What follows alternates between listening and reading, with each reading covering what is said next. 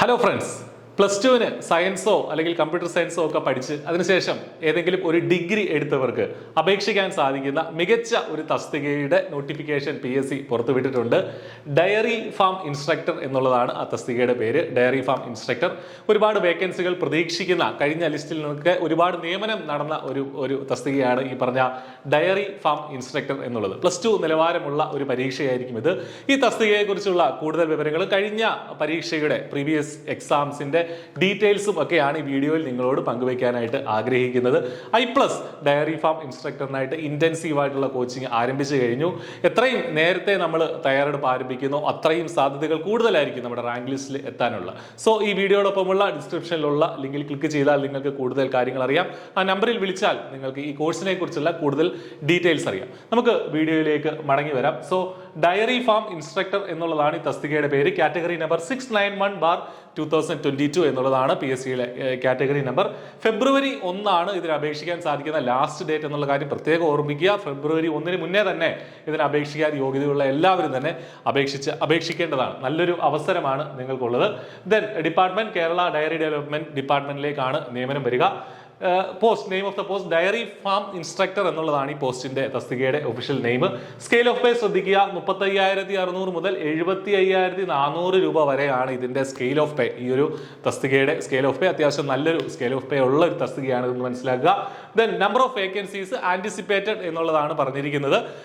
എത്രയാകും എന്നുള്ളത് ഇവിടെ കൃത്യമായിട്ട് പറഞ്ഞിട്ടില്ല. പക്ഷെ കഴിഞ്ഞ തവണത്തെ ലിസ്റ്റിൽ നിന്നുള്ള നിയമനം നോക്കുമ്പോൾ നമുക്ക് അത് കുറച്ചുകൂടി എത്രയാകും എന്നുള്ള ഒരു ഐഡിയ നമുക്ക് കിട്ടും. അത് നമുക്ക് വീഡിയോയുടെ മുന്നോട്ട് പോകുമ്പോൾ നമുക്ക് അതിനെക്കുറിച്ച് ചർച്ച ചെയ്യാം. ഓക്കെ. ദെൻ ഏജ് ലിമിറ്റ് പറഞ്ഞിട്ടുണ്ട്. 19 മുതൽ 36 വയസ്സ് വരെയുള്ള ജനറൽ കാറ്റഗറിയിൽ പെടുന്നവർക്ക് 19 മുതൽ 36 വരെയാണ്. മറ്റുള്ള സമ്പന്ന വിഭാഗങ്ങൾക്ക് അതിൻ്റെതായ ഇളവുകളുണ്ട്. ഡേറ്റ് ഓഫ് ബർത്തും കൃത്യമായി ഇതിൽ സൂചിപ്പിച്ചിട്ടുണ്ട്.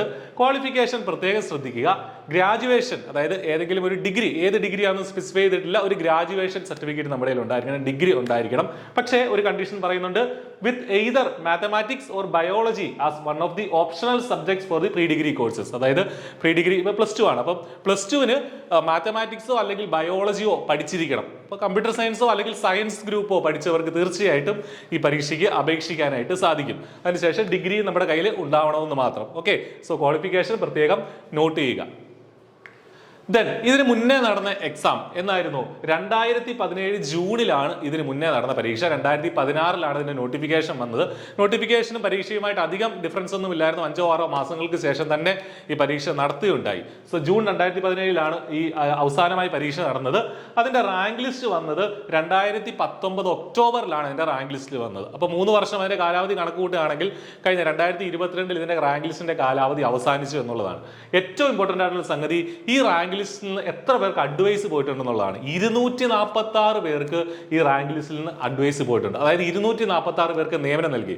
അതിലും കൗതുകകരമായ ഒരു സംഗതി എന്താണെന്ന് വെച്ചാൽ, ഇതിന്റെ നോട്ടിഫിക്കേഷൻ വന്നപ്പോൾ 29 വേക്കൻസി മാത്രമായിരുന്നു നോട്ടിഫിക്കേഷൻ ഉണ്ടായിരുന്നത്. എത്ര വേക്കൻസി? 29 വേക്കൻസി മാത്രം. പക്ഷേ നിയമനം വന്നപ്പോൾ 246 പേർക്കോളം ഈ ഒരു നോട്ടിഫിക്കേഷനിൽ നിന്ന് ഈ ഒരു തസ്തികയിലേക്ക് നിയമനം നൽകിയിരുന്നു. സോ ഇത്തവണയും നമുക്ക് ഒരുപാട് ഒഴിവുകൾ വരുന്ന ഒരു പോസ്റ്റ് ആണെന്നുള്ള കാര്യം നമുക്ക് മനസ്സിലാക്കാൻ സാധിക്കും. സോ ഇത്തവണയും നമുക്ക് നല്ല കുറേ അധികം നിയമനങ്ങൾ ഈ ഒരു പരീക്ഷയിൽ നിന്ന് നമുക്ക് പ്രതീക്ഷിക്കാം. സോ നല്ലൊരു ഗോൾഡൻ ചാൻസ് ആണെന്നുള്ള കാര്യം ഒന്നുകൂടി ഇത് എടുത്തു പറയുകയാണ്. ഇനി എക്സാമിന്റെ ഇതിന് മുന്നേ നടന്ന പരീക്ഷയുടെ ടോപ്പിക്കുകൾ ഒന്ന് പരിശോധിക്കുകയാണെങ്കിൽ അതിന്റെ സിലബസ് അതേപടി നമുക്ക് അവൈലബിൾ അല്ല. പക്ഷേ ആ പരീക്ഷയുടെ ക്വസ്റ്റ്യൻ പേപ്പർ നോക്കിയാൽ ആ ടോപ്പിക്സ് ഏതൊക്കെ ടോപ്പിക്കുകളിൽ നിന്നാണ് ക്വസ്റ്റ്യൻ വന്നതെന്ന് മനസ്സിലാവും. അത് എത്ര ചോദ്യങ്ങൾ വീതം വന്നു എന്നുള്ളത് നമുക്ക് മനസ്സിലാവും. ഫിസിക്സിൽ നിന്ന് 17 ചോദ്യങ്ങൾ വന്നു.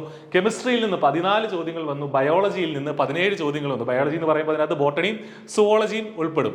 ശ്രദ്ധിക്കേണ്ട കാര്യം, ഇതൊക്കെ +2 ലെവലാണ് കേട്ടോ, ഒരു ഡിഗ്രി ലെവലേ അല്ല. +2 ലെവലിൽ നമ്മളെല്ലാം പഠിക്കുന്ന സയൻസ് ഗ്രൂപ്പുകാർ പഠിക്കുന്ന അതേ നിലവാരമുള്ള ചോദ്യങ്ങളാണ് ഇതിൽ ചോദിച്ചിട്ടുള്ളത്. ഇത്തവണയും അങ്ങനെ തന്നെയാകും. ദെൻ മാത്തമാറ്റിക്സ്, +2 ലെവൽ മാത്തമാറ്റിക്സിൽ ഒരു 16 ചോദ്യങ്ങൾ ചോദിച്ചിട്ടുണ്ട്.